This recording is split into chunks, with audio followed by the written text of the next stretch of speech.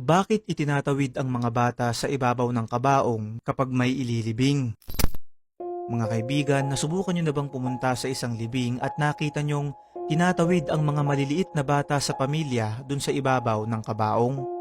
Ayon sa mga sinaunang Pilipino, ito ay ginagawa upang hindi magkasakit yung mga bata at hindi dalawin o paglaruan ng kaluluwa nung namatay.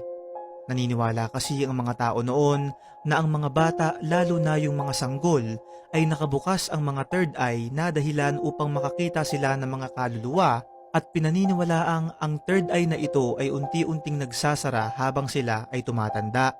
Ibig sabihin, sila lamang yung paraan ng kaluluwa upang makausap yung kanilang pamilya, pero maaari nila itong ikatakot dahil sila nga ay musmus pa lamang. At habang sila ay tinatawid ay hindi dapat tumama ang kanilang paa dun sa kabaong upang wala nang sumunod pa na mamatay sa kanilang pamilya. Ayon pa sa ilang teorya ay kapag hindi raw kasi ito nagawa, ay maaaring manatiling nakabukas yung third eye ng bata hanggang sa ito ay tumanda.